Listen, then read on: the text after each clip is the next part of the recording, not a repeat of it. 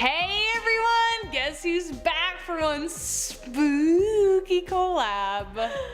What's up, Top 10 fam? It's Olivia. And Rachel. And it feels so good to be goofing around back here doing a collab with my best buddy.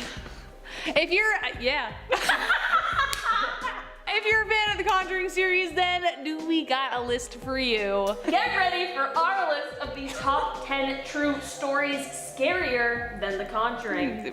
Going by our mood, it probably doesn't sound like this video is gonna be very scary, but we're gonna try. Starting off this list in our number 10 spot, we have Michael Taylor. Alright, we are starting off strong with an absolutely wild one. This story is of course about an Englishman named Michael Taylor, and it comes from 1974. Michael was a husband and father of 5 children, but was unfortunately struggling with frequent bouts of depression, which is difficult for anyone to manage. Seemingly, however, when he met a 21-year-old pastor named Marie Robinson, these bouts became less harsh and much more manageable. So far, this seems like a nice little story about someone getting the help they need, but that is not the case at all. Apparently, he claimed his depression was getting better due to the pastor's ability to exorcise the demons that were plaguing him with this illness. Michael's wife was like, yeah, okay, likely story, and confronts him about what she believes is going on, which is that he is having an affair with Marie. After this confrontation, he physically attacks his wife, which then led to him getting an actual exorcism by 2 ministers on October 5th of 1974.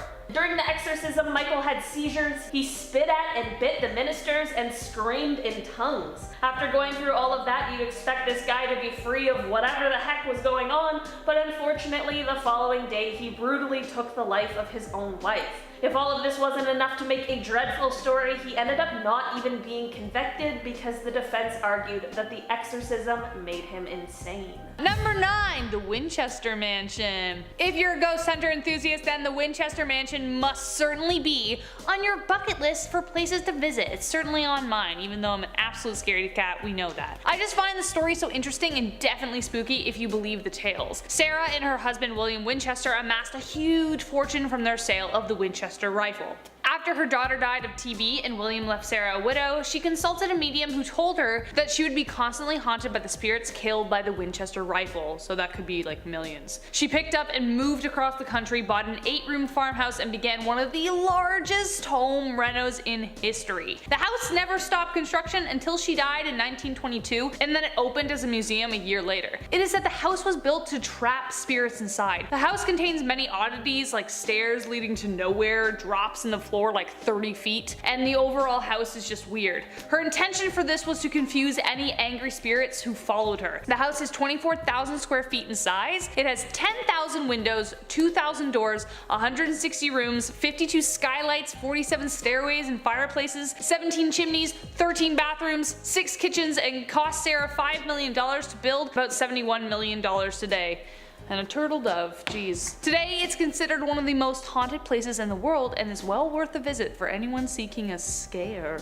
Ooh. In our number 8 spot today, we have Gottlieben Dittus. This story comes to us from 1842 from a small German village. In this year, residents of the village began to notice some strange happenings coming from the house of a 28-year-old woman named Gottlieben. She was claiming that her house was haunted and began slipping in and out of what people refer to as trance-like states. Other than these claims and what was going on with these states, nothing truly extraordinarily weird was happening, of course, until a religious pastor came along and began performing an exorcism. Gottlieben became super violent, which feels like a pretty fair reaction to an exorcism, whether you are possessed or not, and ended up being physically restrained.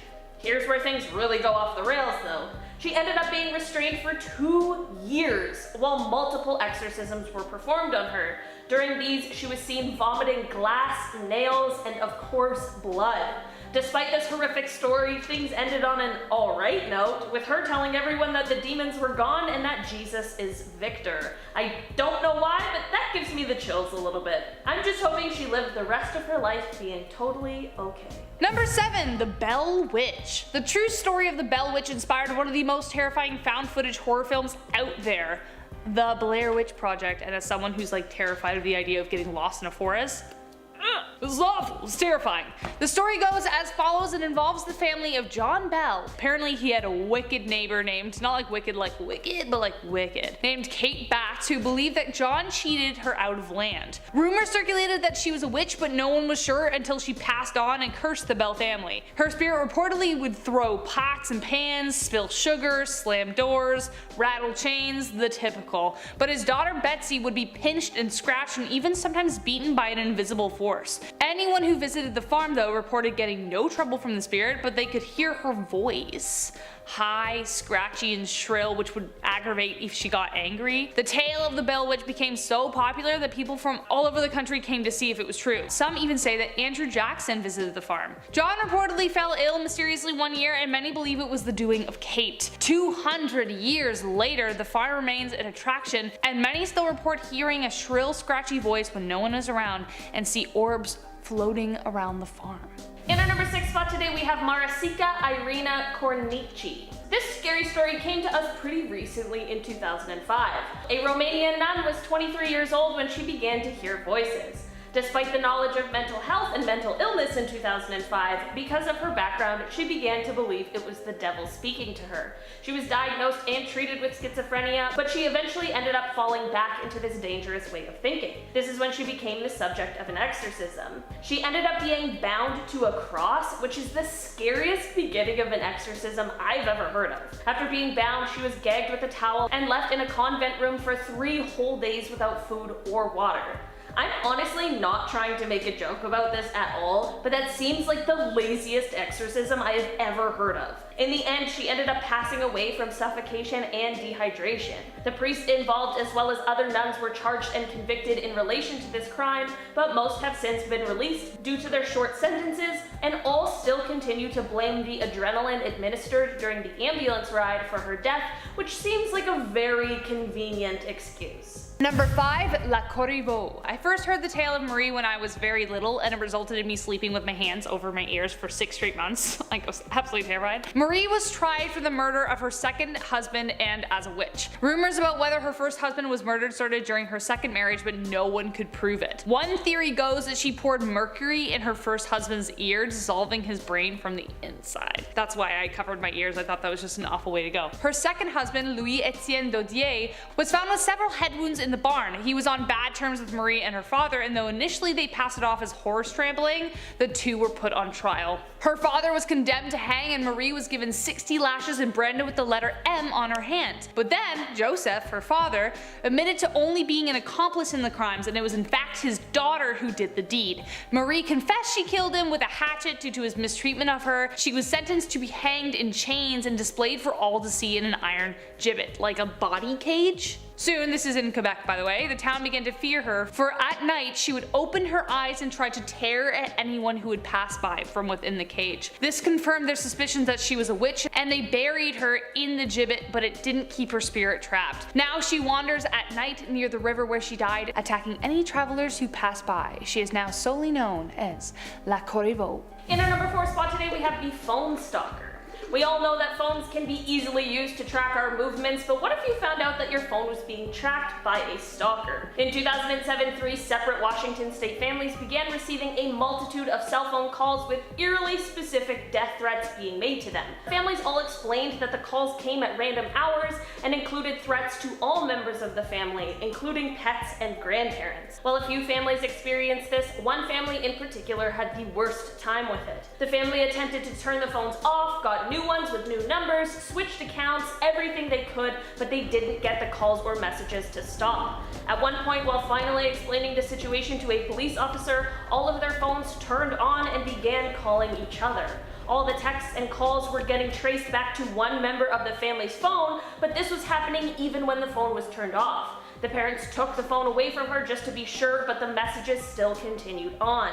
Once while at the police station, after returning home and powering on their phones, they received a voicemail which was a recording of their conversation they had just had at the police station, which let them know whoever was behind this was always listening. Whoever it was also always knew what they were wearing or eating, and once they changed their security system, the creeper called to let them know that he knew the new password. One family member was cutting limes in the kitchen when they received received a message that said, "I prefer lemons." I wish this story had a better ending, but eventually the messages trailed off, and it is a mystery that remains unsolved. Number 3, here we go. What is it with demons and dolls? Can't they just leave them alone, or can I expect all the old Barbies and brat dolls I have to murder me? That would be nuts. This family thought they were safe buying their daughter an Elsa doll for Christmas in 2013. Nope, they were dead wrong, and not just because the parents would be tormented by constant Idina Menzel impressions. The doll had a button on its neck that you could press and it would say, "Let it go." For about 2 years it just said them in English, but then suddenly it started speaking Spanish too, which was weird, I guess. They had the doll for 6 years and never needed to change its batteries, which is also weird, and sometimes the doll would start singing even when the switch was turned off. In 2019 they decided to toss the doll, but the next day Elsa was inside the bench by the door.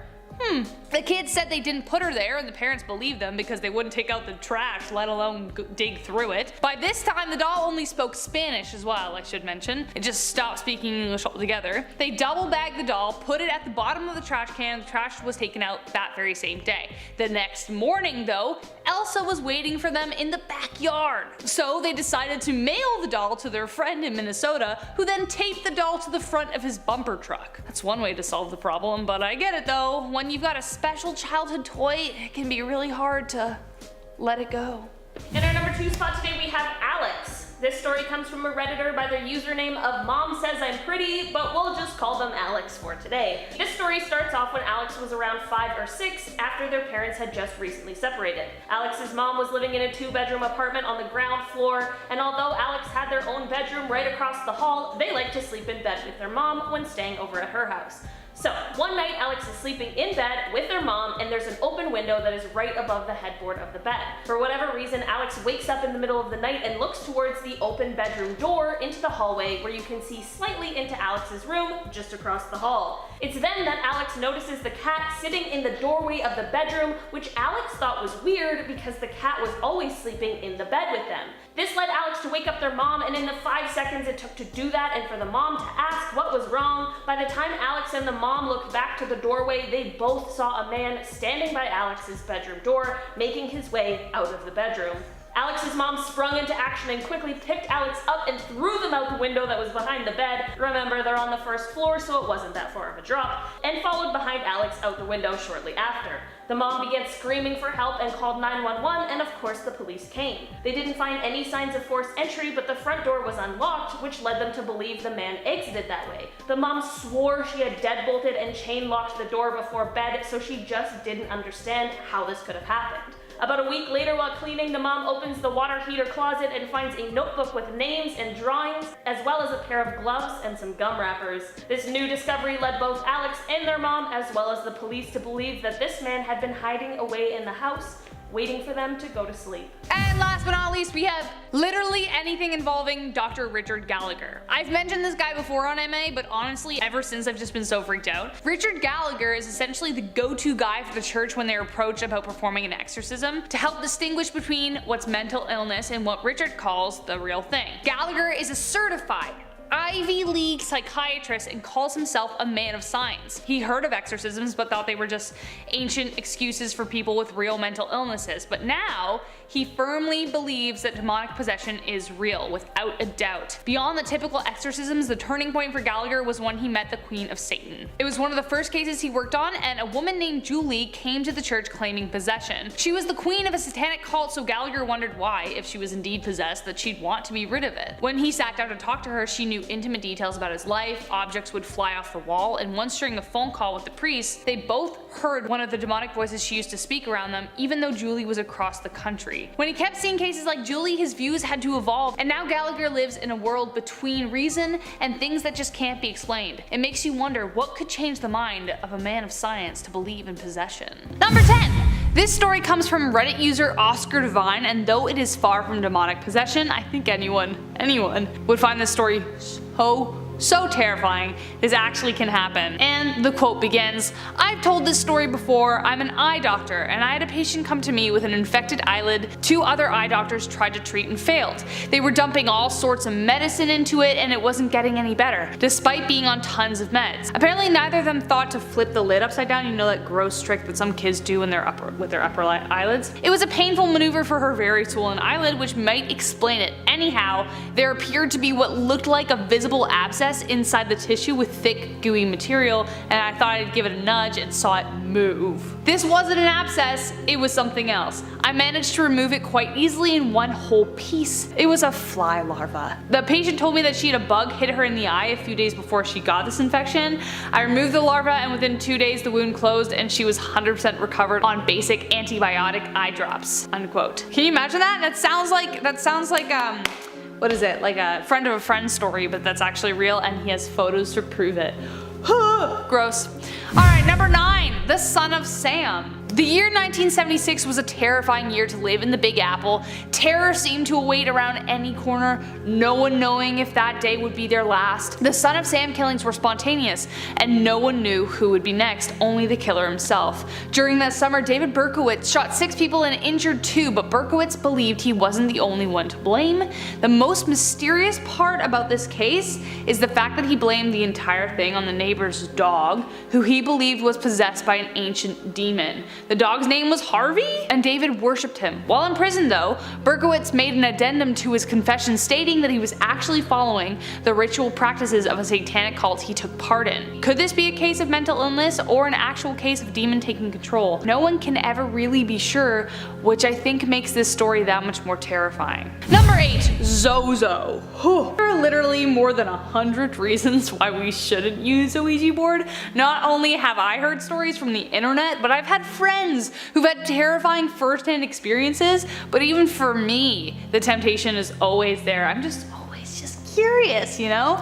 Who knows who or what you're gonna bring through, but Zozo seems to be a name most people hear. The first reported appearance of Zozo happened in 1816 in Picardy, France, after a young girl fell under an intense demonic possession. Later, when Ouija boards became popular in the 20th century, Zozo started to become more and more popular. Zozo is hailed as the spirit of the Ouija board who devours souls and changes lives, but if you get on their bad side. A user on ghostbase.com shared their story and it is terrifying. The family had used the board to communicate with their past loved ones, as I probably would too, and for a while it worked. The family was in tears as they spoke to the grandparents, but then the board switched, and when they asked who it was, it just spelled out OZ, OZ, OZ, OZ, OZ and continued. So they called it Oz. Oz, or Zozo as they found out later, had said that it had been them the entire time and that it simply read their minds for the answers. Terrified, they put the board away. Duh, as you should, and Oz was cursing and raging. They returned to the board a few weeks later and met with Oz again, who spouted nasty curses. So they put the board away again and the family experienced some intense bad luck. There are tons of stories like this and worse, so if you needed another reason to second guess joining the fun, well, here it is. Number 7. The Axe Murder House in Basilica. The Axe Murder House, if it weren't for a sign outside that literally says murder house, one might pass it without giving it a second thought. Just another abandoned home. That is, unless you know its dark secret. The windows are tightly closed and covered as if trying to keep something in. On June 10, 1912, the family of Josiah Moore and their 2 guests were bludgeoned to death, and the walls of that house are the only witnesses to the crime and have concealed the identity of the killers for over 97 years. But that's not the only thing the walls keep trapped there. Audio, video, and photographic evidence of paranormal activity have given paranormal investigators a lot to talk about. The house is opened as a tourist spot and some tours have been cut short due to children's voices, falling and flying objects, moving ladders, and tons more. If you're brave enough, you can actually stay the night and see if the house will reveal any hint at who the killers were. That's like a horror film in the making, so if you want more scared, there it is. Number 6. Kennedy Ife. In 2016, Kennedy Ife lost his life in very mysterious circumstances. He began complaining of a pain in his throat, and by the summer of that year he flew into a fever. His family, being deeply religious and connected to the Jesus Sanctuary Ministries in southeast London, they set about to cure him by performing an amateur exorcism. They restrained him for 3 days, which eventually led to the 26-year-old's death from dehydration and neglect. The whole family was arrested for manslaughter, but according to the BBC, plea, they were all released and found not guilty. If in fact Kennedy was simply sick and died from mistreatment by his family, then the family should have been convicted. So why is it that the family got off scot-free for the neglect and torment of their son? Was it the fact that they found evidence of something else? Who knows? Number 5. Florida devil worshipping. In 2018, the plot of 2 young girls from Bartow, Florida was foiled before they were able to enact their evil plan. Apparently, they had planned to kill several of their classmates and drink their blood, possibly eat their flesh too. They brought several blades to school, including a butcher knife, a paring knife, scissors, and a pizza cutter, along with a goblet. The girls claimed to be Satanists and they planned the event over a couple of days. Thankfully, one girl warned her friend not to come to school that day, told the teacher, who called the police, who called the girls. They apparently wanted to kill at least 15 people and planned to wait in the washroom for unsuspecting victims. At the home of one of the girls, they found a hand-drawn map of the school and found conversations on their phones with more details of their plan. The girls claimed to hail Satan but had no further ties to Satanism. In fact, Satanism as a religion is non-theistic, humanistic, and anti-superstition, according to Lucien Greaves, co-founder of the Satanic Temple. Beyond the statement, the girls had no further evidence of satanic practices, which leaves the question, what really got into these girls' heads? How did they arrive here? Were these 2 natural-born killers looking for an excuse?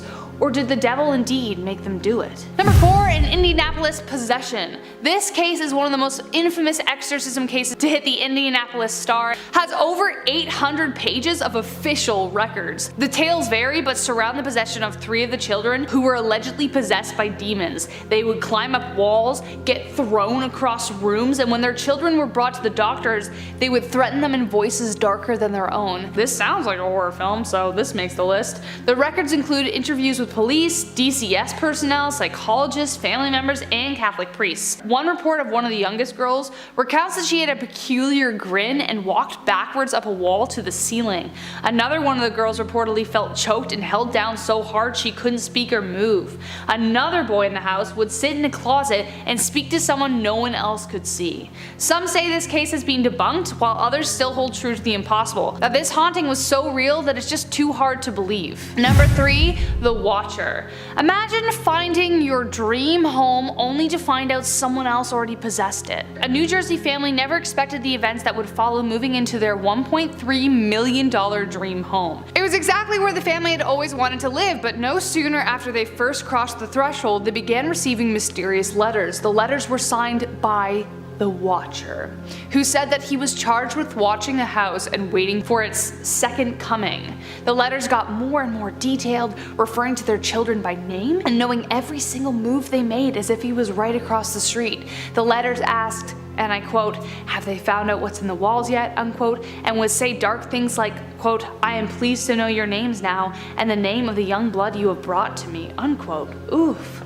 But despite even the involvement of the FBI, they never discovered who the Watcher was. It was an extensive search, you guys, and they never figured it out. Sadly, the family was never able to sell the house at the value they bought it. They were forced to flee and file a lawsuit against the previous owners for not informing them.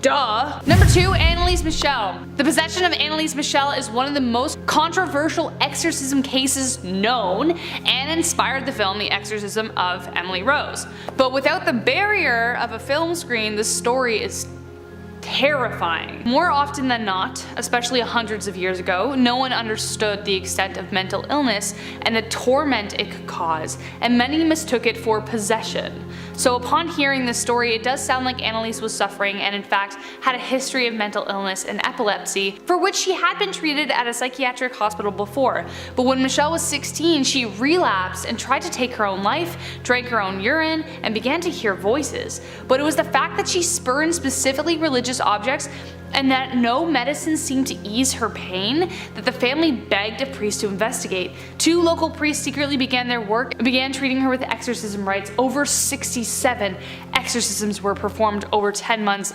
ultimately resulting in her death. There are 43 cassette tapes that feature weird voices coming from Anne, and she even says the names of the demons. There's obviously a lot more to the story, and though many upon first hearing it believe it as a case of religious fanaticism gone wrong, the more you dig, the more the answers seem to get elusive. And last but not least, the possession of Clara Germana. She was a Christian student at St. Michael's Mission in Natal, South Africa in 1906, but for some reason, perhaps in an act of curious rebellion, Clara made a pact with the devil when she was just 16. Days later, Clara was overtaken by dark impulses and repulsed by religious artifacts. She suddenly could speak and understand languages she'd never heard of, and by accounts, could read the minds of the people around her. When two nuns suddenly found her levitating 5 feet in the air, an exorcism was called on her. She tried to strangle one of the priests with his stole, and 170 people attest to seeing her levitate once again when he read the scriptures.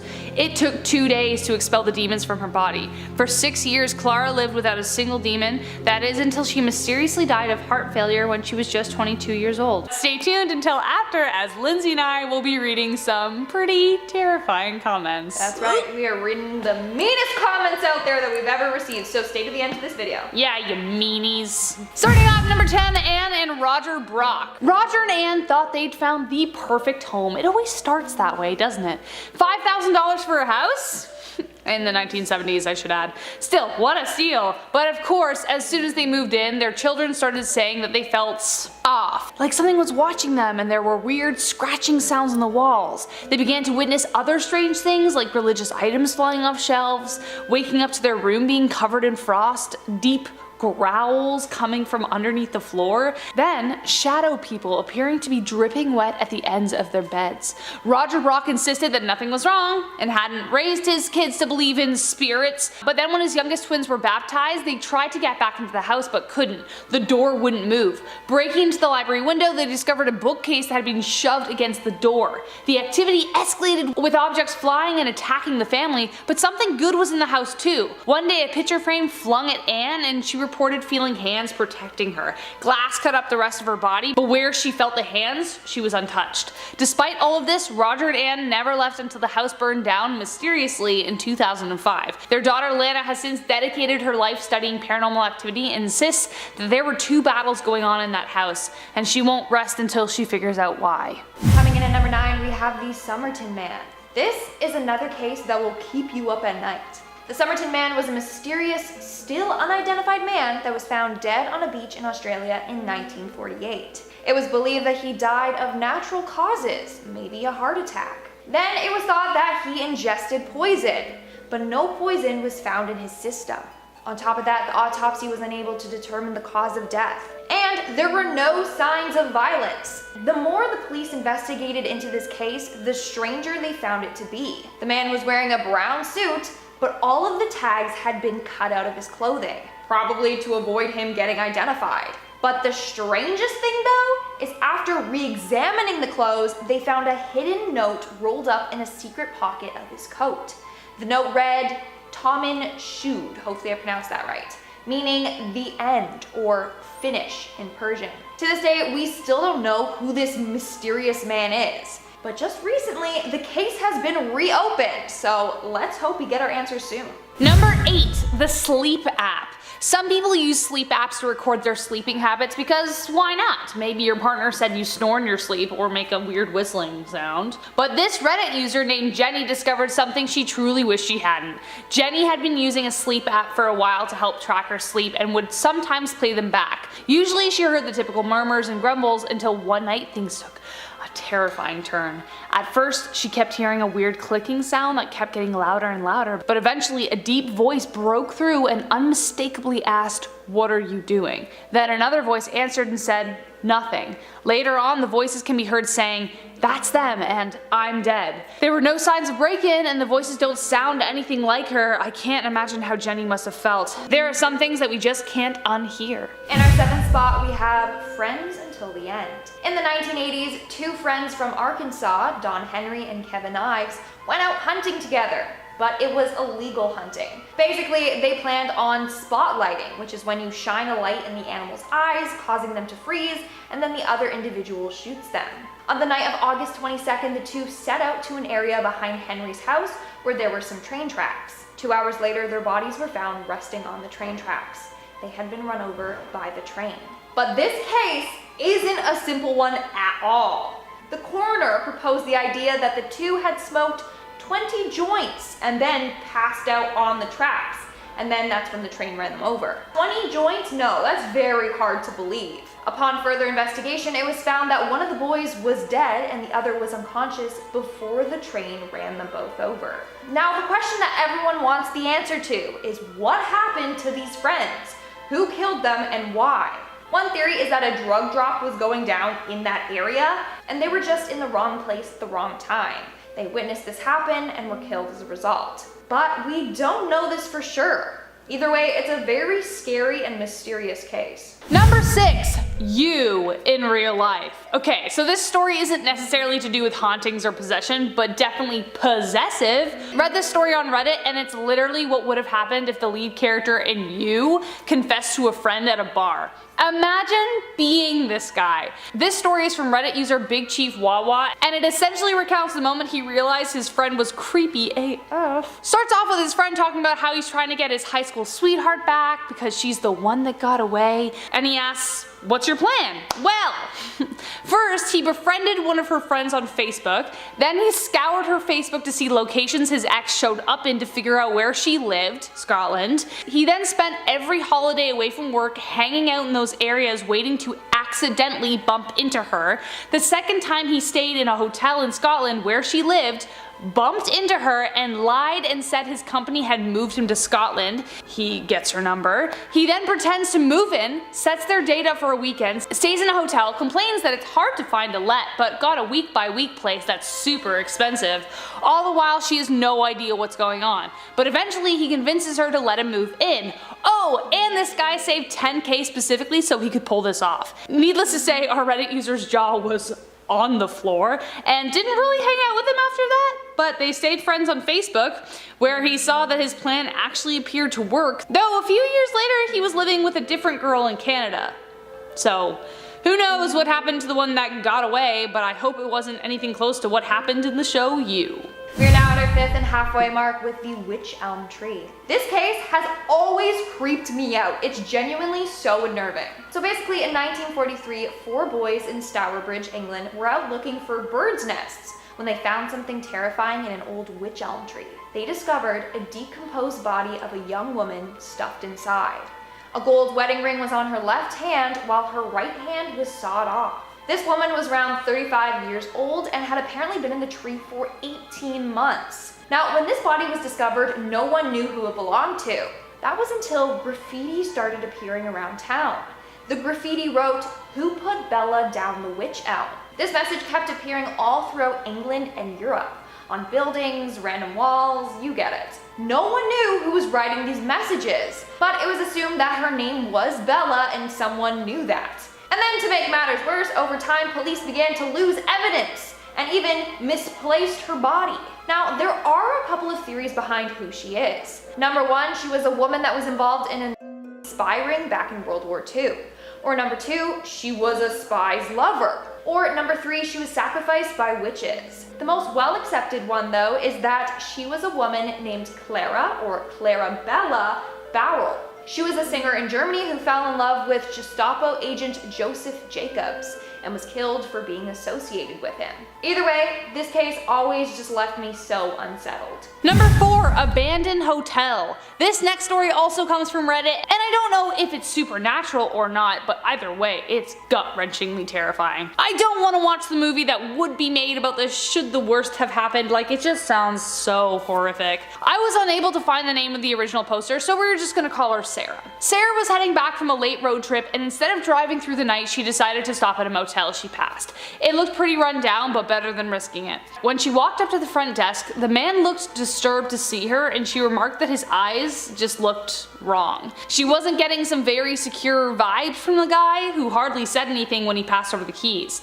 Sarah headed to the room and was disgusted. There were cockroaches everywhere, it smelled weird, and there were dark stains. So she just decided to sleep in her car in the parking lot. Better option than bedbugs. She woke up a little past 1 to the sound of footsteps and was terrified to see a group of men walking into the room she was supposed to be staying in. She obviously hightailed it out of there, and when she finally reached home, she called the police. When the police called back to report what they'd seen, they said that not only didn't they find anything, but that the hotel hadn't been in use for years. In our our third spot, we have Xavier Dupont. Don't even get me started with this case. I first heard about it after watching the show Unsolved Mysteries on Netflix, and it left me so angry and just mind blown, okay? So basically, back in 2011, French aristocrat Xavier Dupont and his family left town. He told his friends and family that he was a secret agent, and they all had to leave to go into witness protection. That was a lie. Later, his family's bodies, including their dog, were found buried in the garden. But Xavier was nowhere to be found. He obviously became the prime suspect, and it was discovered that he had purchased cement and shovels prior to him leaving. To this day, Xavier has never been caught. We don't know where he is now or why he even killed his family. But it's thought that it had to do something with money issues, and he didn't want to seem like a failure to his family. But we really don't know. And to make matters worse, back in 2015, police received a note from him. He sent them a picture of his family, and on the back, he wrote, "I am still alive from then until this hour," and then signed it off with his name. He's still out there somewhere, just taunting the police. Number 2, don't let me die. Especially over the last year and a half, doctors and nurses are and continue to be subjected to horrors and tragedies daily.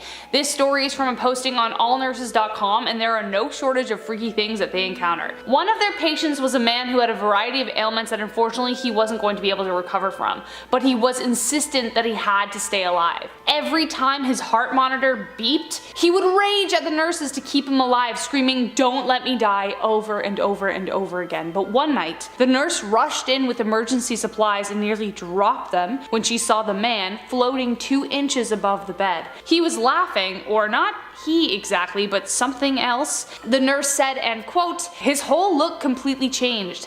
His eyes had a look of pure evil, and he had this evil smile on his face. He laughed at us and said, 'You stupid aren't going to let me die, are you?'" After that, the man went into cardiac arrest and passed away 20 minutes later. 5 minutes after, the patient apparently sat back up, started laughing, and a voice said, "You let him die, too bad." An agonizing scream then filled the hall, and the words, "Don't let me die," echoed through the unit, unquote. It wasn't until the morning the voices stopped. Nobody went anywhere by themselves after that. In our number 1 spot today, we have the Circleville letter writer. This next case is going to blow your mind, but also confuse the heck out of you and scare you. So in 1976, individuals in Circleville, Ohio started receiving handwritten letters from a mysterious person.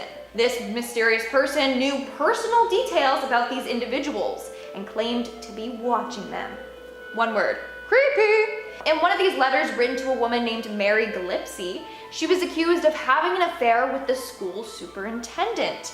She worked with the school as a school bus driver. Her letter read, "I know where you live. I've been observing your house and know you have children. This is no joke. Please take it seriously." Then Mary's husband Ron received a letter as well, informing him that he would be in danger if he didn't stop the affair. Like, who is this person and how did they know everything about this couple? But wait, there's more. On August 17th, 1977, Ron got a call from this writer. Later, Ron was found dead in his car. He had crashed into a tree and his gun had been fired. No one knows what the heck happened to him. Years later, the writer also tried to take Mary's life, but then failed to do so. Eventually, Mary's former brother-in-law, Paul Fresher, was connected to the attempted murder of Mary and was sentenced to 7 to 25 years in jail. But here's the freaking plot twist, everybody. Paul claimed he was innocent, and he actually was. While in jail, the Circleville letter writer wrote to him, taunting him.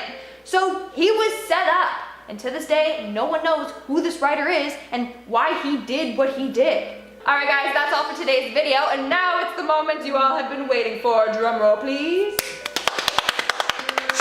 We are going to be reacting to some mean comments that you guys have been commenting on our videos. So let's take a look at them, okay? Yeah. So I'm not going to say the people's names that posted this, but we got this one. Sweetie, your eyeliner is the left is lower than the right side. But BTW, love your videos. Just, you know, she hates my eyeliner, but she likes my videos. Nobody's perfect, okay? If you can do a perfect wing eyeliner, then you're a psycho. Especially at like 6 in the morning. Yeah, I wake up at 6:30 and I have to do this. By the end of the day, they're droopy, okay? The next one, the host is annoying. You're not annoying. Thank you. I like you. Thank you. And then the next one, this is actually my favorite one. Peach, you're asking for it with the name like that.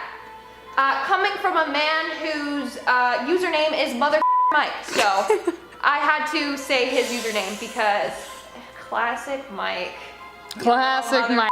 Classic Mike.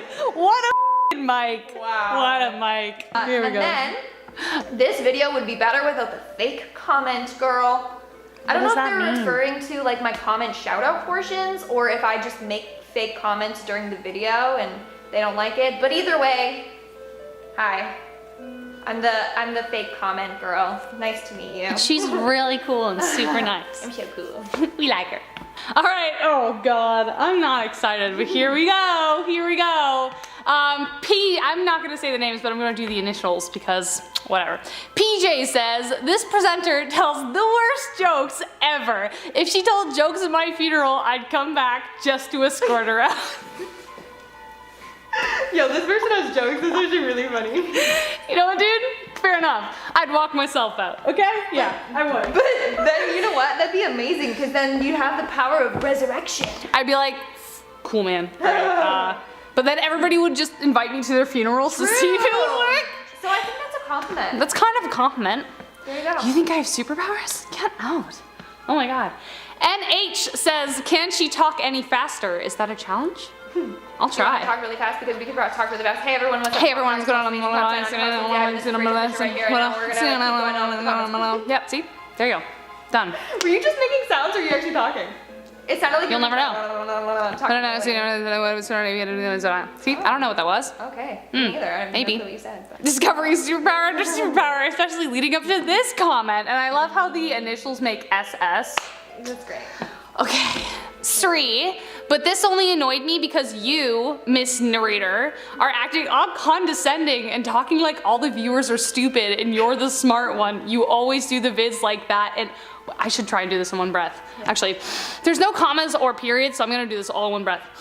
Sorry, but this only annoyed me because you, Miss Narrator, acting all condescending and talking like all the viewers are stupid and you're the smart one. You always do the videos like that and it's pathetic. Get a better attitude and maybe I'll resubscribe because every video you do, it's the same condensing. If I'm smarter than anyone else, I won't watch another video from this channel until Rachel is gone from here. Yeah, they use no commas or periods. Also, they put your instead of you are. Yeah, sorry, there's an apostrophe. RE, and this very much sounds like a you problem. So, bye!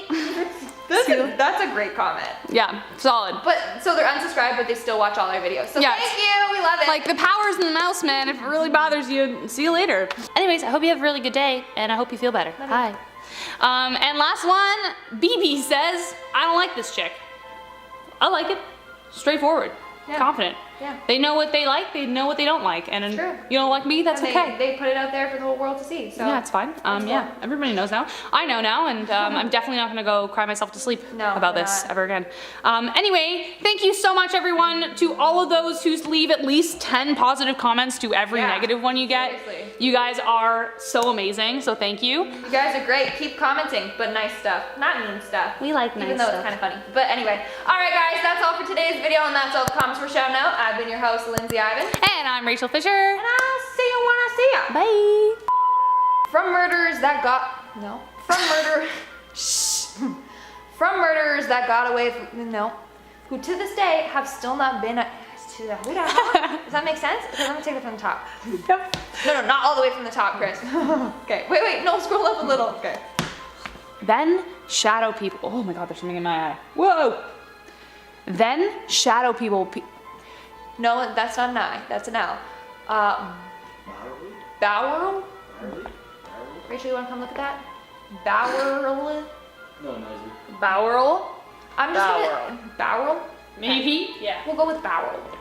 I got chills. They're multiplying. And I'm losing control.